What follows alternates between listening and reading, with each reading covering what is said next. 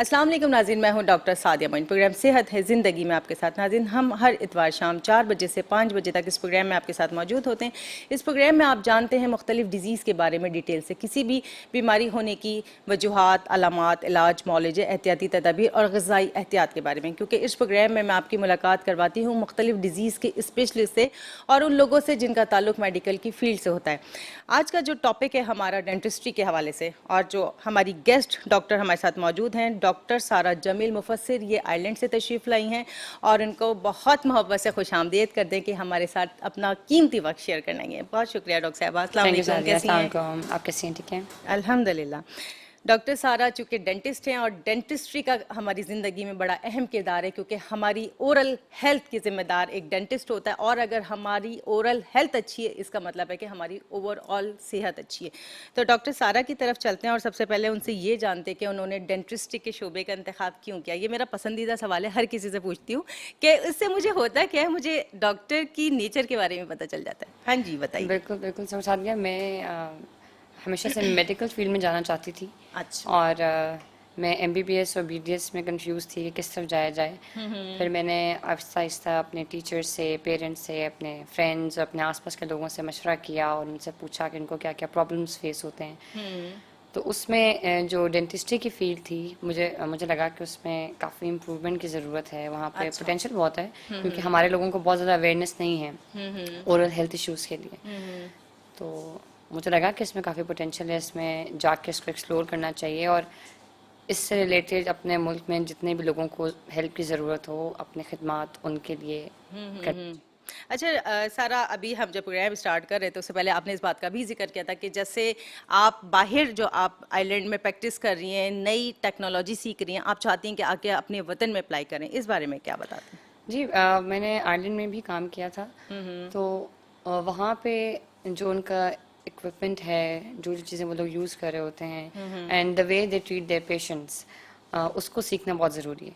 वहाँ पे जिस तरह से पेशेंट्स को ट्रीट किया जाता है, उनको प्रिवेंशंस बताई जाती हैं, उनको इलाज के दौरान उनको एजुकेट किया जाता है, वो सब कुछ यहाँ पे इम्प्लीमेंट करना बहुत ज़रूरी है। अच्छा। क्योंकि पाकिस्तान में जितने क्लिनिक्स मैंने विज़िट किया, क्योंकि मैंने पढ़ाई भी यहाँ से की थी, मैंने भी यहाँ पे पेशेंट्स को ट्रीट किया हुआ है। तो यहाँ पे पेशेंट्स को ट्रीट करने के तरीके में वहाँ में काफ़ी फ़र्क है। अच्छा। और मुझे लगता है कि यहाँ पे काफ़ी इम्प्रूवमेंट रिक्वायर्ड है। ऐसा नहीं है कि ठीक नहीं करते, ट्रीटमेंट पाकिस्तान का बहुत अच्छा होता है, लेकिन पेशेंट्स को एजुकेट करना बहुत ज़रूरी है। उसके साथ साथ अपने इक्विपमेंट्स को अपग्रेड करें, अप टू डेट करें। और अब हर चीज़ क्योंकि जो सारे जो डिजिटल हो रही है। इंस्ट्रूमेंट्स हैं वो एक तो सबसे ज़्यादा स्टरलाइज होने चाहिए, बहुत सारी डिजीज़ तो इसी की वजह एग्जैक्टली, से फैलने का खतरा होता है, बिल्कुल खासकर ऐसे हेपेटाइटिस वगैरह। बिल्कुल ऐसी है। ठीक ठीक। अच्छा, एक बात बताइए सारा, आपके पास जो पेशेंट्स आते हैं अमूमन मैक्सिमम किस कंप्लेंट्स के साथ आते हैं कि दांत में दर्द हो गया है, दांत टूट गया है, इस हवाले से थोड़ा सा बताएं। सबसे बेसिक जो प्रॉब्लम है जो पेशेंट्स लेकर आते हैं वो ये होता है कि दांत में दर्द है, या लेमन अच्छा, टर्म दर्द है। हो क्यों रहा है ये नहीं पता हाँ, होता। ये नहीं पता होता। या लेमन टर्म होती है कि जी दांत में कीड़ा लग गया। अच्छा, तो बिल्कुल ऐसी।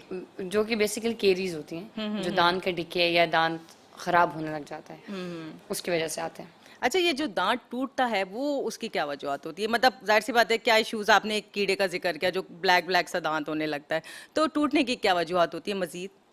उसकी वजूहत ये होती हैं कि डेंटिस्ट्री में ना जो भी प्रॉब्लम लेके पेशेंट आएगा, उसके बेसिस शुरू होते हैं पुअर ओरल हाइजीन से। अच्छा। दांतों की सफाई ठीक नहीं होगी, आहिस्ता आहिस्ता आपको मुंह की बीमारियां शुरू होंगी। वो इतनी छोटी कि एक दांत में एक कीड़ा लग गया, यहाँ से लेके आपकी बॉडी के अंदर डिफरेंट डिजीज तक वो पहुंच सकता है। अच्छा। तो उसकी वजूहत में बेसिक चीज़ ये है कि आपकी जो ओरल हाइजीन है वो प्रॉपर नहीं है। कि किसी ने मीठा खाया या खाना खाया, कुछ भी खाया, और उसके बाद वो सो गए, या उसके बाद आपने ब्रश नहीं किया। तो बेसिकली जो ओरल कैविटी है उसको साफ रखना, उसको ब्रशिंग करना, माउथ वॉश यूज़ करना बहुत ज़रूरी है, बहुत ताकि बीमारियां आगे बढ़े ही ना। बड़े ना। अच्छा, वैसे हमें एक जैसे पर डे के हिसाब से मॉर्निंग में हमने करना होता है ब्रशिंग, तो दिन में कितने बार करना चाहिए?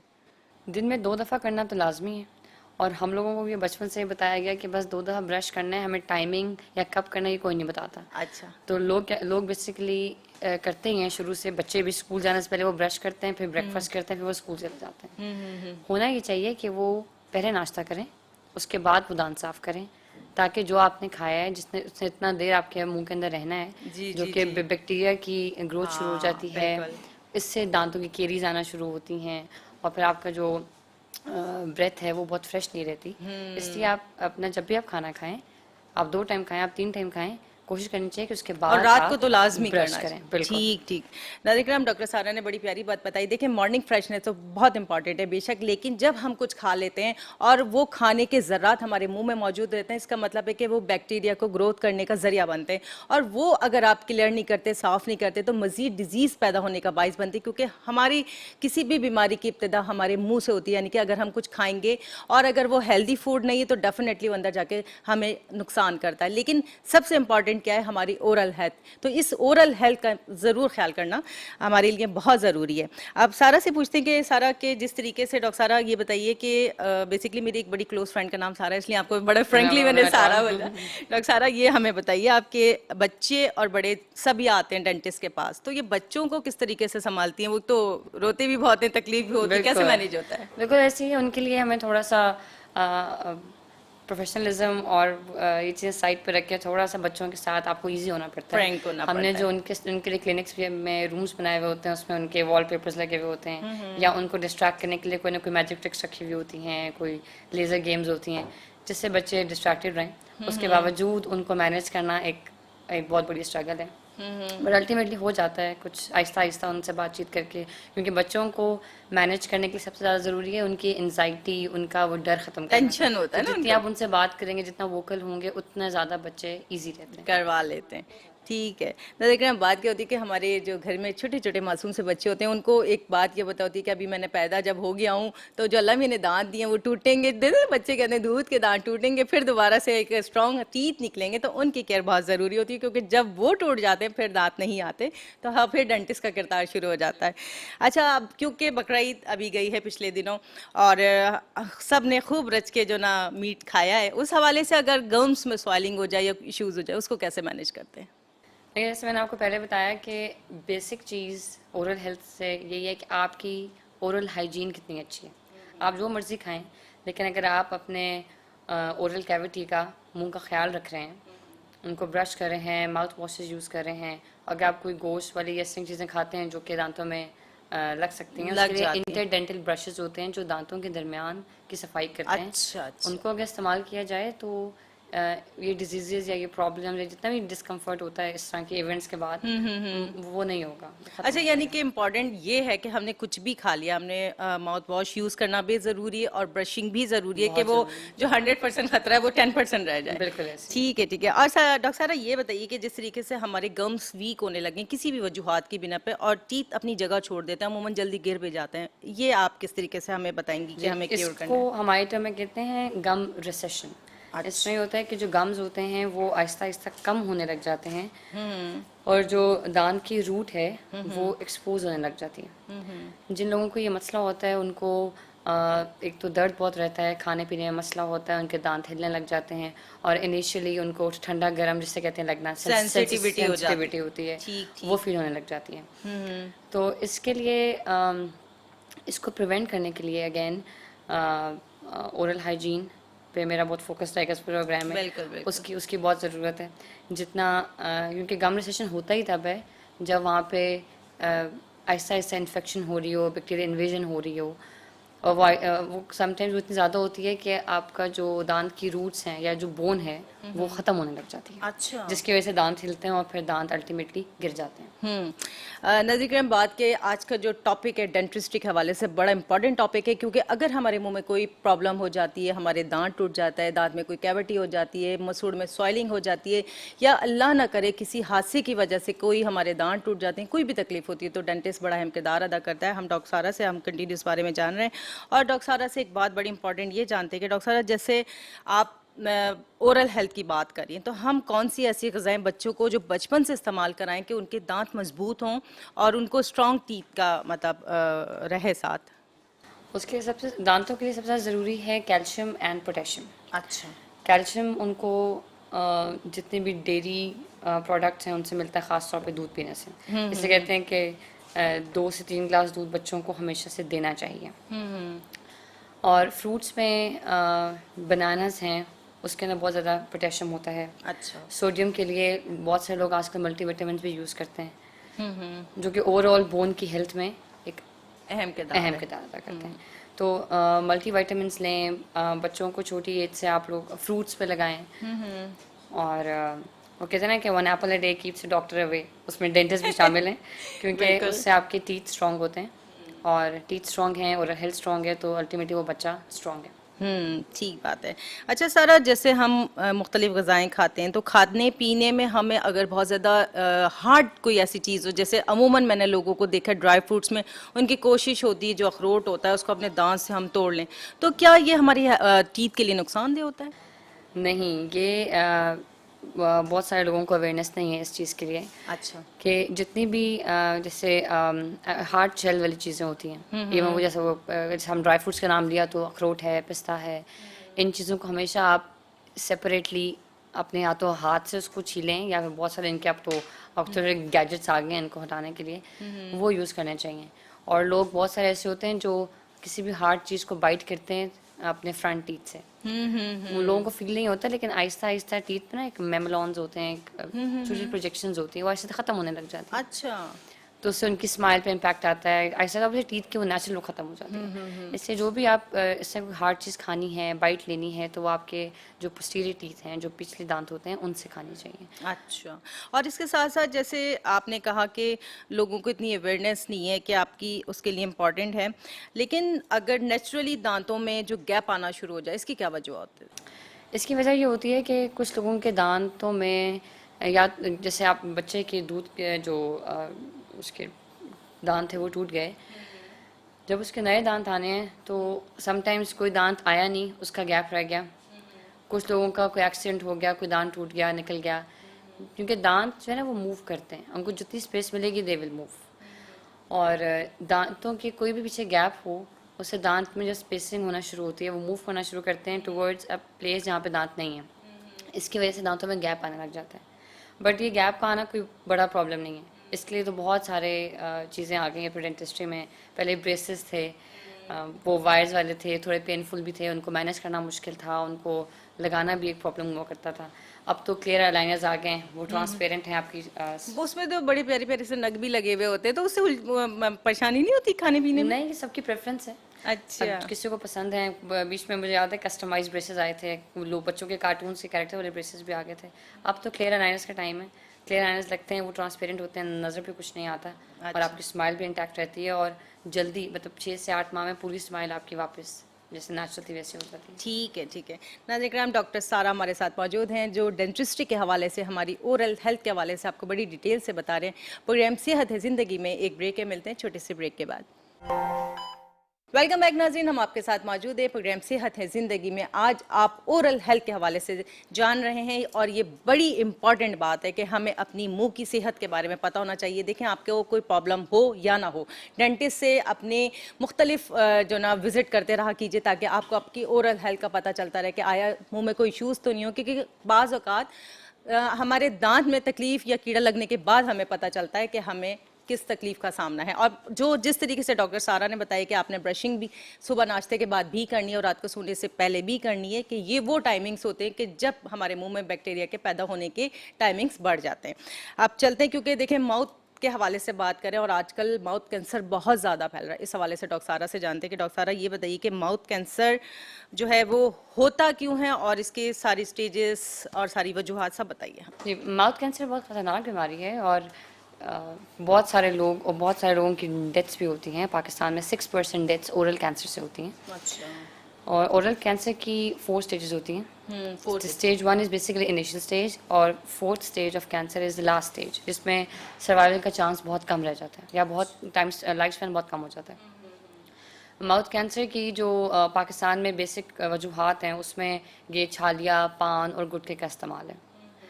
और बहुत सारे लोग इसको मुंह में रखते हैं, उनको क्योंकि ये बेसिकली जिन चीज़ें एडिक्शन है ना, उनसे ये प्रॉब्लम्स आती हैं। कुछ लोग इसको माउथ में रखते हैं, इसको कॉन्स्टेंटली सक करने की वजह से ओरल कैंसर्स होते हैं। और कैंसर का प्रॉब्लम ये है कि ये फर्स्ट सेकंड स्टेज पे यूजुअली लोगों को पता नहीं चलता। अच्छा। इसका पता ही तब चलता है जब स्टेज 3 या स्टेज 4 आ चुकी हो, और समटाइम्स लोगों को स्टेज 4 पे भी नहीं पता चलता, क्योंकि cancer is basically a painless lesion. अच्छा। इसमें दर्द नहीं होती। कोई ना कोई चीज़ उनको नज़र आ जाएगी, कोई जैसे कोई छाला बना हुआ है, कोई दाना बना हुआ है। इसलिए कहते हैं कि अगर कोई भी छाला मुंह का, चाहे वो छोटी सी चीज़ है, अगर वो 2 हफ्ते से ज़्यादा 14 डेज से ज़्यादा वो आपके मुंह में है और आपको पेन नहीं भी कर रहा या कोई ज़्यादा बड़ा नहीं भी हो रहा, तो उसको फ़ौरन चेक कराएं, क्योंकि 2 हफ्ते से ज़्यादा कोई भी लीजन नहीं रहना चाहिए। क्योंकि अल्टीमेटली अगर उसको चेक ना करवाएं तो it can cause the mouth cancer. तो इसलिए बेहतर है कि उसको टाइम पे आप उसका इलाज करवाएं और अपने ओरल हेल्थ का आपको पता होना चाहिए। आपको अच्छा, हाँ, मुझे एक मॉनिटर बात करते ये रहना बताएं कि चाहिए। हम अगर जब मिरर में अपना मुंह खोल के देखेंगे, जायजा लें, तो हम किस तरीके से देख सकते हैं? जो बेसिक्स इसको स्क्रीनिंग कहते हैं, जो हम खुद घर में खुद भी कर सकते हैं। अपनी टंग, जो आपकी टंग होती है, ज़ुबान है, उसकी हेल्थ बहुत इंपॉर्टेंट है आपके ओरल हेल्थ के लिए। तो उसको ब्रश करना चाहिए। उसमें कोई वाइट आपको लेजन नज़र आए या कोई उसका कलर चेंज हो रहा हो, पिंक से वाइट हो रहा हो या बहुत ज़्यादा डार्क रेड हो रहा हो, अच्छा। वो भी एक प्रॉब्लम को आइडेंटिफाई करती है।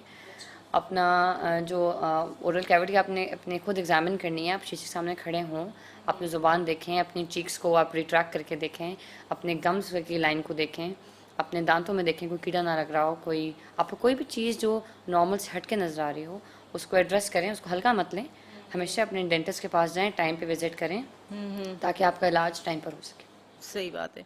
नाज़रीन, जो डॉक्टर सारा ने बताया माउथ कैंसर के हवाले से, देखें आप अपनी जो ओरल हेल्थ खुद भी चेक कर सकते हैं कि जब जिस तरीके से डॉक्टर सारा ने हमें सिम्टम्स बताई हैं कि हमें जब मिरर में अपना मुंह खोल के देखना है तो हमें क्या क्या चीज़ें देखनी है। जो नॉर्मल आपको पता है कि मेरे मुंह के अंदर की कैफियत कैसी है, ज़बान या मेरे जो अंदर से चीक्स हैं या मेरे गम से दांत हैं, एक नेचुरली इंसान जानता है। लेकिन ज़रा सी भी डिस्टर्बेंस आपको फील हो तो फ़ौरन डेंटिस्ट से विजिट करना ज़रूरी होता है, क्योंकि कैंसर कि अगर मैं सादे अल्फाजों में तारीफ़ करूं कि हमारे मुंह में या हमारे जिस्म में जो अल्लाह ताला ने कुदरती खलियात बनाए, उनका टूट जाना और अलग से नए खलियात बना लेना, और इसकी ग्रोथ बहुत जल्दी होती है, तो इट्स कॉल्ड कैंसर। और ये बहुत ज़्यादा ख़तरनाक चीज़ होती है कि बहुत ज़्यादा शेप चेंज कर देता है बॉडी की या मुँह की, और जितने भी स्टेजेस हैं ये क्योर नहीं होते। हम मुख्तलिफ़ तरीक़ों के ज़रिए इनको ट्रीट करने की कोशिश करते हैं, लेकिन ये क्योरेबल नहीं है, तो लास्ट में इंसान की डेथ हो जाती है। बेशक ज़िंदगी मौत अल्लाह के हाथ में, लेकिन अल्लाह ताला ने हमें एहतियात भी बताई है कि हमें किन चीज़ों पर अमल करके इन खतरनाक बीमारी। नाज़रीन, प्रोग्राम सेहत है ज़िंदगी में आपके और हमारे दरमियान एक छोटा सा ब्रेक मिलते हैं, ब्रेक के बाद। वेलकम बैक नाज़रीन, हम आपके साथ मौजूद हैं प्रोग्राम सेहत है ज़िंदगी में, और डॉक्टर सारा हमारे साथ मौजूद हैं जो डेंटिस्ट्री के हवाले से यानी हमारी मुंह की सेहत के बारे में हमें डिटेल से बता रही है। क्योंकि नाज़रीन, बात क्या है कि जो लोग तालीम याफ्ता होते हैं उन्हें मालूम होता है कि उन्हें डेंटिस्ट के पास जाना है, कब ट्रीटमेंट करवाना है, कितने विजिट करने, लेकिन जो लोग पुअर एरियाज़ में रहते हैं, विलेज में रहते हैं या मुख्तलिफ जगहों पर रहते हैं, जिन्हें अवेयरनेस देने की ज़रूरत है, इस हवाले से डेंटिस्ट्री में कैंप्स किस तरह लगाए जाते हैं, ये जानते हैं हम डॉक्टर सारा से। जी डॉक्टर सारा, हमें ये बताइए कि आपने जब से स्टार्ट लिया या जब वो आपका शौक था, तो ये डेंटिस्ट्री में कैंप्स किस तरह और कैसे लगाए जाते हैं? जी, जब मैं डेंटिस्ट्री की पढ़ाई कर रही थी, हमारा 4 साल का कोर्स होता है, तो 3rd ईयर और 4th ईयर से ही हमारे कैंप्स, जो डिफरेंट मोबाइल वैन्स होती थी जाया करती थी और कैंप्स भी लगा करते थे। उसके बाद I was working with a hospital, जहाँ हम लोग करतारपुर कॉरिडोर गए कैंप्स लगवाने। अच्छा। और बलूचिस्तान और सिंध के कुछ गाँव में भी हम गए कैंप्स लगाने। उसका फ़ायदा ये होता है कि जो लोग इतने दूर दराज इलाकों से आ नहीं सकते, उनको एक तो ये डेंटल फैसिलिटी वहीं पे मिल जाती है, और उससे भी ज़्यादा ज़रूरी चीज़ ये होती है कि उनको अपनी ओरल हेल्थ के बारे में कुछ पता नहीं होता। तो हमारे उनको स्क्रीन करने से, स्क्रीनिंग के प्रोसेस से गुजारने से बहुत सारे लोगों में कुछ बीमारियां निकलती हैं। अच्छा। जो कि इजीली क्योरेबल भी होती हैं। समटाइम्स कुछ इलाज का टाइम का गुजर चुका हुआ होता है, लेकिन हम उनको दवाइयाँ देकर या कोई उनको ट्रीटमेंट्स देकर उनके लिए हम कुछ बेहतरी कर सकते हैं। तो कैंप्स लगाना बहुत ज़रूरी है। इससे एक तो अवेयरनेस बढ़ती है, और दूसरा लोगों की हेल्प बहुत होती है जो लोग अफोर्ड नहीं कर सकते। ये बड़ी अच्छी बात है, और ये सबसे प्यारी बात है नाज़रीन। हकीकत के डॉक्टर में खिदमत खल्क का जज्बा बहुत होता है और होना ज़रूरी भी है, क्योंकि ये लोग बड़े सॉफ्ट हार्टेड होते हैं और इनकी ख्वाहिश होती है कि हम लोगों की सेहत पे जितना काम कर सके, लोगों के जितने काम आ सके उतनी अच्छी बात है। क्योंकि सारा ने अभी कैंप से मुतालिक बात बताई, और चूँकि अभी थोड़ी देर पहले मैंने इनसे ये सवाल किया था कि डेंटिस्ट्री के बारे में कहा जाता है बड़ा महंगा इलाज है, तो इस हवाले से थोड़ा सा ये भी जानते हैं, क्योंकि जब कैंप्स में ये जाती हैं डेफिनेटली नए इंस्ट्रूमेंट्स यूज़ होते हैं, इक्विपमेंट्स यूज़ होते हैं, तो उसके लिए भी ज़रूरी है कि वो भी स्टरलाइज हो। तो इस हवाले से सर आप क्या कहती हैं कि किस तरीके से ये यूज़ किए जाते हैं? अभी हमें जो थोड़े पहले हमारी बात हुई थी कि डेंटल ट्रीटमेंट बड़ा एक्सपेंसिव होता है। उसके एक तो पेशेंट की तरफ से जो आपने शुरू में हाँ, बताया, वो तो ठीक है है। ही। लेकिन उसके बाद हमारे जो इंस्ट्रूमेंट्स होते हैं दे आर वेरी एक्सपेंसिव, और वो रेडली अवेलेबल नहीं है पाकिस्तान में। हमें उनको इंपोर्ट करना पड़ता है डिफरेंट कंट्रीज से, खासतौर पर चाइना से। और इवन हमारा छोटे से छोटा इंस्ट्रूमेंट भी बाहर से आ रहा होता है। अच्छा। जो हमारे प्रोब्स होते हैं, जैसे एक माउस मिरर तो सब जानते होंगे, उन सब को आप एक दफ़ा भी यूज़ कर लें तो आपको स्टेरिलाइज करना पड़ता है, आप उसको दोबारा दोबारा यूज़ नहीं कर दूसरे सकते पेशेंट्स भी यूज़ नहीं कर जी, सकते हैं, अनलेस दे आर स्टेरिलाइज। और जो हमारा मशीन जो स्टेरिलाइज करती है दैट इज़ वेरी एक्सपेंसिव। आजकल हमारे लोग, क्योंकि लोग कहते हैं कि जी आपके पास इलाज ये कुछ पुरानी चीज़ों के पुरानी तर्ज पर हो रहा अच्छा, है। अच्छा। हम फलान जगह गए थे, वहाँ पे ऐसा हो रहा था। तो हमें ऑब्वियसली कंपटीशन बहुत ज़्यादा है, तो हमें जो अपने हमारे स्कैनर्स होते हैं जो दांतों को स्कैन करते हैं, उसके इक्विपमेंट्स बड़े लेटेस्ट चाहिए होते हैं। जैसे आजकल 3D स्कैनर्स आ गए हैं, पहले हम लोगों के इंप्रेशंस लिया करते थे। क्योंकि हमारे जो पेशेंट्स भी आते हैं वही भागते हैं ऑब्वियसली, कोई भी चीज़ जो उनको अनकंफर्टेबल कर रही हो या कोई उनको जो तकलीफ दे रही हो। और हमारी भी कोशिश होती है कि हम बेहतरीन से बेहतरीन इंस्ट्रूमेंट या इक्विपमेंट अपने पास रखें। उन सब की कॉस्ट, उनको इम्पोर्ट करना और उनको सबसे बड़ी बात मेनटेन करना बहुत मुश्किल काम है, जिसकी वजह से क्योंकि मुख्तलिफ डिजीज फैलने का खतरा है, तो मुंह की वजह से भी हो तो जाते हैं। उसको उनको मेंटेन करने में बड़ी कॉस्ट आती है। फिर डेंटिस्ट्री काम ऐसा है कि बहुत स्किल्ड काम है। आपने एक छोटे से दांत पर काम करना है, उस दांत की एनाटमी, उसका जो स्ट्रक्चर था उसको वापस रीबिल्ड करना है। इसलिए डेंटिस्ट की कॉस्ट थोड़ी ज़्यादा होती है as compare to other doctors. अच्छा, ये जैसे हमारे मुंह में अमूमन लोग ये कंप्लेन करते हैं कि ठंडा पिया दर्द हो गया, गर्म पी लिया तेज लग गया, तो ये हसासियत की वजूहत क्या होती हैं? ऐसे क्या हमारे मुंह में नर्व्स या चेंजिंग्स हो रही होती हैं जो हमें ये हसासियत फील होती है? एक वजह तो हमने जो पहले डिस्कस की थी कि जो गम्स का स्वेल करना, जिंजवाइटिस कहते हैं उसको, जिंजिवाइटिस। जब वो स्वेल कर जाते हैं तो उससे सेंसिटिविटी बढ़ती है, क्योंकि जो हमारी रूट होती है दांत की उसके ऊपर एनामल की कवरिंग नहीं होती, वो सीमेंटिंग कवरिंग होती है जो कि हल्की होती है। और दूसरी वजह ये होती है कि अगर किसी के दांतों में कीड़ा है या दांत डैमेज हो रहा है और वो इस हद तक ख़राब हो गया कि दांत की रूट या दांत का पल्प एक्सपोज हो गया, इसकी वजह से ठंडा गर्म ज़्यादा लगता है। ठंडा गर्म और ज़्यादा इस सब का इलाज वही है कि आप दांतों की सफाई करें, मुंह की सफाई करें, माउथ वॉशेस यूज़ करें, ब्रशिंग करें, फ्लॉसिंग करें, इंटरडेंटल ब्रशेस यूज़ करें, ताकि ये चीज़ें आए ना। आए ना। अच्छा डॉक्टर साहब, जिस तरीके से हमने बचपन से लेके दांतों की सेहत के हवाले से बात की जी, जो हमारे ओल्ड एज लोग होते हैं, दादा अब्बू हैं, नाना अब्बू हैं, दांत टूट चुके हैं सारे, उन्होंने आर्टिफिशियल जो जॉज लगाए होते हैं इस तरीके से, टीथ सारे, तो अब ये बताएंगे उसकी केयर और उसकी लिए सफाई हम किस तरीके से कर सकते हैं? जी, उनको डेंचर्स कहते हैं। और डेंचर्स जो पूरे जॉ को कवर कर रहे हैं उसको फुल डेंचर कहते हैं, जो कुछ दांतों को कर रहे हैं उसको पार्शियल डेंचर कहते हैं। उसकी सफाई के लिए आपको पता है, सब नाना दादी में पहले हम देखते थे ग्लास में पानी में डाल के अपने वो रखे होते थे दांत। उसका हल यही है कि आप उसको रात सोने से पहले पानी में रखें, ताकि कोई जितना वो ड्राई रहेगा ऊपर बैक्टीरियल इन्वेजन हो सकती है या निशान पड़ सकते हैं। उसको ये तो गीली जगह पे रखें। उसको अभी आप उनके स्पेशल ब्रशेस भी आते हैं और एक माइक्रोफाइबर क्लॉथ होता है, उससे भी क्लीन किया जा सकता है। और उसके अलावा आजकल तो जो जितने लोग इनके दांत टूट चुके हैं या ख़त्म हो चुके हैं उनके लिए इम्प्लांट्स आ गए हैं। इम्प्लांट्स तो परमानेंट आपके मुंह के अंदर फिट इन हो जाते हैं। अच्छा। और वो they function as if their natural teeth. अच्छा। तो आजकल तो बड़े एडवांस ट्रीटमेंट्स आ गए हैं। अच्छा, ये जो इतने एडवांस ट्रीटमेंट की आप बात करिए, लगवाने के लिए तकलीफ तो खैर होती है, जो सुन करने का प्रोसीजर है, इंजेक्शन, वो कोई और आराम से नहीं, लगाने वाला तरीका नहीं है? वो जो हमारी सुई है वो स्टैंडर्ड है, वो अच्छा। सबको लगेगी। लेकिन उसमें भी इतनी दर्द नहीं होती। इसमें बेसिकली लोगों को ना नीडल फोबिया होता है। यस, सही है। उसका इम्पैक्ट होता है। वो जितना आप अच्छे तरीके से अपने पेशेंट को थोड़ा कंफर्टेबल करेंगे, उसको चीज़ें अगर आप पहले से बता के रखें तो पेशेंट्स को इतना मसला नहीं होगा। अच्छा, ये सारी जो है आपकी टेक्निक से साइकोलॉजिकल, एग्जैक्टली, पेशेंट्स को साइकोलॉजिकली मैनेज करना बहुत बड़ी बात होती है। हाँ, और हाँ। पेशेंट्स अगर एक बंदा इलाज बहुत अच्छा नहीं कर रहा लेकिन वो पेशेंट अच्छे तरीके से पेश आ रहा है, उसको एजुकेट कर रहा है, तो पेशेंट्स प्रेफर करते हैं कि हम उस डॉक्टर के पास जाएं। अच्छा, क्योंकि अल्टीमेटली डॉक्टर वो काम कर देगा जो वो चाह रहा है, लेकिन पेशेंट सेटिस्फेक्शन बहुत ज़रूरी है। सही बात है। लेकिन बात क्या होती है कि जब हम कभी भी डेंटिस्ट के पास जाने का सोचते हैं तो शायद सबसे पहले हम बड़ी एंजाइटी का शिकार होते हैं कि डेंटिस्ट पता नहीं क्या करेगा और किस तरीके करेगा।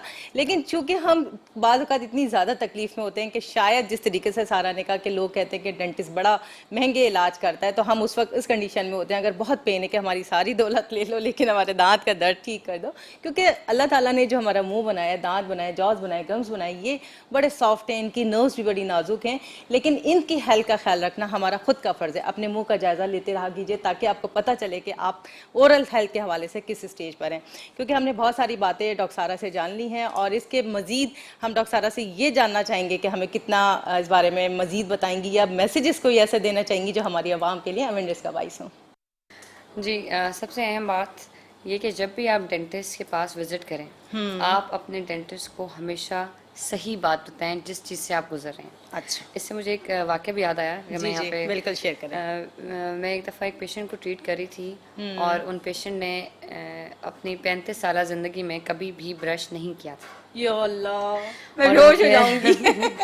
उनके जो दांत थे उनकी काफ़ी हालत ख़राब हो चुकी थी, उनको डिजीज़ हो चुकी थी। अच्छा। और उन्होंने मुझे ये भी नहीं बताया कि वो हेपेटाइटिस सी की पेशेंट है, ओह अच्छा। क्योंकि ये चीज़ें बताने से एक तो आपका इलाज बेहतर हो सकता है, दूसरा डेंटिस्ट का वो भी क्योंकि एक इंसान है, उनको बीमारियां लग सकती हैं, उनको कुछ बल्कि ज्यादा लग सकती है मुंह से, Exactly. जैसे आजकल कोविड की वजह से कितना ज्यादा क्योर Exactly. हमें करना है, इस चीज को कवर करना होता है कि अब मास्क भी पहनना है क्योंकि सांसें जो आ रही हैं वही काम कर रही होती है। क्योंकि उनको प्रिवेंटिव मेजर्स लेने होते हैं, उन्होंने अपना काम करना है। तो अपने डेंटिस्ट को, अपने डॉक्टर्स को हर चीज़ सही सही बताएं ताकि आपका इलाज बेहतर हो और वो भी ठीक रहें। और दूसरा मैसेज ये कि अपनी ओरल हेल्थ पे बहुत फोकस करने की ज़रूरत है। हम लोग बहुत कैजुअल लेते हैं कि ब्रश नहीं किया कोई बात नहीं, कल कर लेंगे या बाद में कर लेंगे। जितने जल्दी खाने के बाद आप ब्रश करेंगे, जितना आप अपने मुंह की सफाई करेंगे, अपनी ज़ुबान की सफाई करेंगे, उतना आपकी हेल्थ अच्छी रहेगी। ये प्रेग्नेंट ख़वातीन के लिए भी यही है, चाहे वो शुगर का पेशेंट है, कोई बंदा, कोई भी डिजीज़ हो और कोई भी एज हो। और ओरल हेल्थ की हम बात करें उसके मैसेज की, तो सबको मेरा ये मैसेज है कि अपने ब्रशिंग दो दफ़ा करें दिन में, और जो ब्रश आप इस्तेमाल करें वो सॉफ्ट ब्रशेस लें। अनलेस कोई बंदा स्मोकर हो और उसको डॉक्टर ने कहा हो कि वो मीडियम या हार्ड ब्रश यूज़ करे, अदरवाइज सबके लिए एक ही मैसेज है कि सॉफ्ट ब्रश यूज़ करें। और अभी आप मुझसे पूछ रही थी उनके ब्रेक में कि ब्रशिंग की टेक्निक क्या होनी चाहिए। तो जो आपके सामने के जो दांत होते हैं उनमें हमेशा आप वर्टिकली ब्रश करते हैं, और जो आपके पोस्टीरियर टीथ होते हैं, जो पीछे के दांत हैं, उसमें हमेशा आपको राउंड ब्रश करना चाहिए। और ब्रशेस के बैक पे आपने कई दफ़ा देखा होगा कि डॉट्स टाइप बने हुए होते हैं ब्रश के बैक हेड पे, वो आपकी टीथ की क्लीनिंग के लिए होता है। अच्छा, लोगों को ये बात नहीं पता होती। उससे आप अपने दांत साफ करें या सॉरी उससे टंग आप कहना चाह रही टंग थी। सॉरी हाँ टंग क्लीन करें, और उसके लिए आप अलग ब्रश भी ले सकते हैं। और आजकल तो इंटरडेंटल ब्रशेज़ हैं जो कि आपके दांतों के दरमियान के जो कुछ फंस जाए या कुछ चीज़ रहे तो उसको साफ़ करने के काम आते हैं। और इलेक्ट्रॉनिक ब्रशेज़ भी आ रहे हैं जिनके अंदर ऑलरेडी वो ब्रशिंग मोशन सेव्ड होता है, आपको सिर्फ उसको मुंह में रखना है, वो ऑटोमेटिकली ब्रश करके आपके दांतों को साफ़ कर देगा। यानी कि बंदा जो ना अब इस पे भी रोबोटिक लाइफ में आ जाएगा। रिमोट लाइफ में आ जाएगा। और इसके अलावा हमारे जो बुजुर्ग होते हैं उनको तो टोटके बड़े काम आते हैं, हाँ। जैसे कि ग्रीन टी पीना, लौंग का रख लेना। और जब पेन हो रहा होता है अमूमन जो है घर के बड़े कहते हैं कि एक लौंग रख लो, उस हवाले से डॉक्टर सारा से जान लेते हैं। बिल्कुल रखना में कोई नुकसान नहीं है, लेकिन मैं हमेशा ये इस बात पर फोकस करती हूँ कि आप थोड़े टाइम के लिए पेन को ख़त्म तो कर देंगे, लेकिन असल में उस पेन की वजह को ख़त्म करना ज़रूरी है। तो इसलिए आप लौंग बेशक रखें, लेकिन अगले दिन आप डॉक्टर के पास भी ज़रूर जाएं और अपने दांतों का ट्रीटमेंट प्रॉपर्ली करवाएं, ताकि आपको कोई अगर मसला अंडरलाइंग मसला बड़ा हो तो वो बढ़े नहीं, वो वक्त से पहले ट्रीट हो जाए। अच्छा, जिस तरीके से मैंने आपसे पहले भी अभी बीच में ये सवाल किया था कि बच्चों की हेल्थ के लिए या स्टार्ट से हमें अपनी दांतों की सेहत के लिए कौन सी ग़िज़ाएँ या वाइटामिन्स जो हम यूज़ कर सके, जो जैसे ऑन एंड ऑफ यूज़ कर सकते हैं, कंटिन्यू तो 3 मंथ से ज़्यादा कोई भी वाइटामिन्स यूज़ नहीं करते, तो उस हवाले से थोड़ा सा हमें बताते हैं। यहाँ पे I would say citric acid, अच्छा, जो विटामिन सी है जिस चीज़ों में, वो यूज़ करना बहुत अच्छा है गम्स की डिजीज़ के लिए। और जिनको गम रिसेशन भी हो रहा होता है, जो लोग बहुत ज़्यादा तेज़ी से ब्रश करते हैं और गम्स उनके ऊपर जाना शुरू हो जाए, दांत ज़्यादा एक्सपोज हो जाते हैं। और विटामिन सी बहुत उसके अंदर बड़ी हीलिंग पावर्स हैं। अच्छा, उसमें किन्नू आता है, लेमन आता है, कोई भी चीज़ दैट इज सिट्रस वो इस्तेमाल करें। उसके अलावा मल्टी विटामिन आप ले सकते हैं, क्योंकि बच्चों को भी लोग देते हैं मल्टी विटामिन। आप तो 0 to 3 months और 3 months प्लस मल्टी विटामिन आ गई हैं। और उसके अलावा फ्रूट्स खाएं, सब्जियां खाएं, ग्रीन्स में बहुत ताकत है, जिसमें ग्रीन सब्जियां होती हैं जितनी, वो खाएं और अपनी ओरल हेल्थ का ख्याल रखें।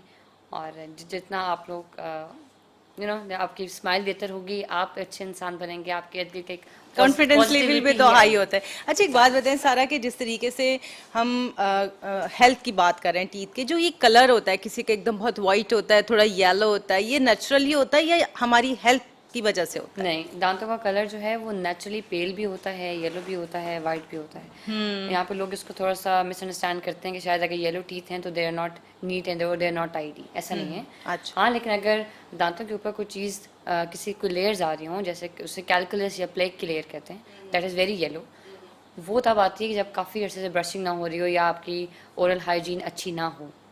तो अगर आपकी ब्रशिंग प्रॉपर है, ओरल हाइजीन प्रॉपर है, माउथ वॉश का यूज़ कर रहे हैं, मुंह का बेसिकली आप ख्याल रख रहे हैं, तो दांतों का कलर मैटर नहीं करता। कलर, लेकिन अमूमन मैंने लोगों को थोड़ा सा इस हवाले से भी फ्रस्ट्रेटेड होते देखा है, वो जब हंसते तो हाथ रख लेते कि थोड़ा येलो येलो सा कलर होता है, एक नेचुरली ही होता है लोगों का। और कभी कभी ऐसा होता है, कुछ लोगों के टीथ मैंने देखे अगर उन्होंने चाय पी लिए तो वो फौरन येलो कलर उनके टीथ पे आ जाता है अगर वो ब्रशिंग ना करें। तो ये भी हमारा नेचुरल वे है कि क्यों आ जाता है? जी, वो दांतों में स्टेनिंग कहते हैं उसको। ज़्यादा चाय, कॉफ़ी, ये ड्रिंक्स पीने से जो आपके दांतों की बाहर वाली सरफेस होती है, इसको एनामल कहते हैं, वो डैमेज हो जाती है। अच्छा। जिसकी वजह से स्टेनिंग होना शुरू हो जाती है। उसका हल ये होता है कि चाय, कॉफ़ी का यूज़ आप उसको थोड़ा सा कम करें, ड्रिंक्स को थोड़ा कम करें और हेल्दी चीज़ें जैसे दूध पिएँ, ताकि आपके जो दांत के जो बेसिक दांत का फूड है, दूध पिएँ, फ्रूट्स खाएँ, ताकि वो आपके दांतों को स्ट्रॉन्ग दांतों को हेल्दी करे, जिससे हमारे बॉडी में मुख्तलिफ हम सेहत मन रहने के लिए, बालों के लिए जैसे हम ऑयलिंग करते हैं, और ये कि अपनी हेल्थ को अच्छा रखने के लिए हम वाइटामिन्स खाते हैं, फ्रूट्स खाते हैं, वेजिटेबल्स खाते हैं, तो दांत बड़ी कीमती चीज़ हैं, इनकी भी हेल्थ का ख्याल रखना बहुत ज़रूरी है। और इनकी हेल्थ का ख्याल आप उस वक्त रख सकते हैं जब आप अपने मुंह का जायज़ा लेंगे कि अगर हमारे मुंह में किसी किस्म का कोई प्रॉब्लम है तो हमें उसको डेंटिस्ट से रब्ता करना है ताकि वो ठीक हो जाए। नाज़रीन, हमारे साथ डॉक्टर सारा मौजूद हैं, डेंटिस्ट, उनका करते हैं शुक्रिया, क्योंकि इस वक्त हमारे प्रोग्राम का टाइम इख्तिताम की तरफ है। बहुत शुक्रिया सारा, आप तशरीफ़ लाई और बहुत ज़्यादा डिटेल से आपने बताया हमें। नाज़रीन, ये डॉक्टर सारा जो है वो आइलैंड से तशरीफ़ लाई और ख़ासकर आज हमारे प्रोग्राम में तशरीफ़ लाई, इनका एक बार फिर शुक्रिया, क्योंकि इनकी जो मालूमात है वो नॉर्मली हम अपने जब डेंटिस्ट से रब्ता करते हैं वो हमें ये सारी बातें नहीं बताता, जो आज हमें बहुत टिप्स सारा डॉक्टर सारा ने दिए, और इस पर अमल करें और अपनी ओरल हेल्थ का ख्याल रखें। अब प्रोग्राम सेहत है ज़िंदगी से डॉक्टर सादिया मोइन को इजाज़त दीजिए। अल्लाह ने चाहा ज़िंदगी रही, फिर मुलाकात होगी। अल्लाह हाफ़िज़।